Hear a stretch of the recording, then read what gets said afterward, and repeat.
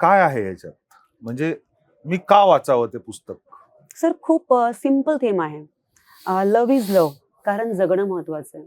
Sir as a parent म्हणजे आज माझ्यासाठी माझ्या मुलांचं काय महत्वाचं आहे? त्यांचं एज्युकेशन महत्वाचं आहे, त्यांच्या आयुष्यात सेटलमेंट महत्वाची आहे, त्यांचं लग्न होणं महत्वाचं आहे, बरोबर. का त्यांची मुलं होणं महत्वाचं आहे. तर मला वाटतं सर ह्या काहीच गोष्टी महत्वाच्या नाही आयुष्यात. महत्वाच्या नाहीये. नाही आहेत. आयुष्यात आपल्या मुलांनी आपल्यासाठी जगणं महत्वाचं आहे. आपल्यासाठी का त्यांच्यासाठी? सर ॲज अ पॅरेंट आपल्यासाठी सुद्धा आणि त्यांच्या स्वतःसाठी सुद्धा. बरं. मी हा थीम सांगते ॲज अ पॅरेंट मला माझ्या मुलांकडून काय हवंय. अच्छा, ओके ओके. तर त्यांचं जगणं माझ्यासाठी खूप महत्वाचं आहे. हम्म. सर माझी मुलगी उद्या जर कलेक्टर झाली हम्म. पण ती डिप्रेस आहे, तिने हम्म. डिप्रेशन मध्ये येऊन काही पाऊल उचललं, हम्म. तर सर मला तिचं कलेक्टर होण्याचा, सक्सेस होण्याचा काय फायदा आहे माझ्यासाठी? बरोबर.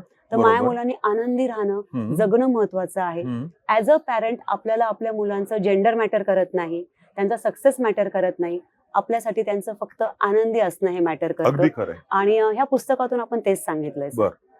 पण हे आपण एका गोष्टी थ्रू सांगितलंय. येस सर, ही कादंबरी आहे. कादंबरी आहे. जी जी. म्हणजे आम्हाला इन डिटेल मध्ये नाही जायचंय, पण इव्हन सर तुम्ही पुस्तक वाचलेलंच मी आहे. गेलेलो आहे इन डिटेल मध्ये, पण मी त्याबद्दल जास्ती बोलणार नाहीये, कारण आपण जर त्याच्याबद्दल डिस्कस केलं तर मग वाचलं नाही जाणार एक ना नाही, तिची पुस्तक. मजा जी आहे ती Exactly, निघून जाईल. जी. exactly.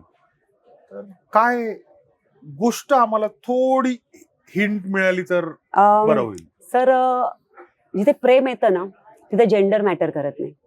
आणि आपलं हे लव्ह इज लव्ह एक समलिंगी संबंधावर आपण करतोय.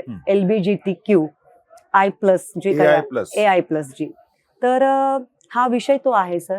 आणि आतापर्यंत काय झालेलं आहे ना की ह्या विषयाकडे फक्त आपण एक लस्ट म्हणून बघतो. जे गे आहेत, समलिंगी संबंध आहेत, त्यांच्याकडे लस्ट म्हणून बघितलं जातं, फक्त इंटिमसी म्हणून बघितलं जातं. तर मला असं वाटतं सर प्रेम ही भावना आहे ना त्याच्या पुढची आहे. ठीक आहे, सेक्स झाला, लस्ट झाला, आपल्या आयुष्याचा भाग आहे, पण ते म्हणजे आपलं आयुष्य नाही आहे ना. प्रेम त्याच्या पुढचं आहे. तर मी ह्या पुस्तकातून तेच मांडण्याचा प्रयत्न केलेला आहे की समलैंगिक जे संबंध असतात, ट्रान्सजेंडर असतात, गे असतात, की ते त्यांच्याकडे फक्त लस्ट म्हणून पाहू नका, ते सुद्धा आपल्यासारखे सर्वसामान्य आहेत आणि त्यांचं पण प्रेम ही भावना आपल्यासारखीच आहे. बरोबर. म्हणजे आपण मुलगा आणि मुलगी ह्यांचा एखादा फोटो फक्त हात पकडून काढला, फक्त हाताचा, तर ते प्रेम म्हणतो. एखादं गुलाबाचं फुल असेल तर प्रेम म्हणतो.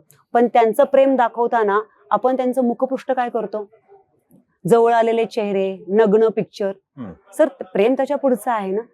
मग समाजामध्ये प्रेमाचा एक ते जे आहे तो प्रेमातला एक पार्ट आहे, पण ते म्हणजे आयुष्य नाहीये ना सर. मग तुम्ही दाखवताना फक्त त्याच गोष्टी का दाखवल्या जातात? इव्हन सर आपण एखादा मूवी बघतो, पिक्चर बघतो, त्याच्यामध्ये एखादी पेज 3 पार्टी चाललेली असते, तिथे हे समलिंगी कपल येतं, त्याच्यानंतर ते ड्रग्स वगैरे काही घेतात आणि ते वॉशरूम मध्ये जाऊन इंटिमेट होतात. हा, गे कपल असेल तर ते नशा वगैरे करतील, ड्रग्स घेतील आणि ते कारमध्ये इंटिमेट होतात. सर त्याच्या पुढे प्रेम नाहीच आहे का? तुम्ही त्यांना का चुकीच्या पद्धतीने दाखवताय? ते सुद्धा आपल्यासारखे नॉर्मल लोक आहेत आणि त्यांना सुद्धा जगण्याचा हक्कच आहे ना. आणि तो विषय आपण या पुस्तकात घेतलेला आहे.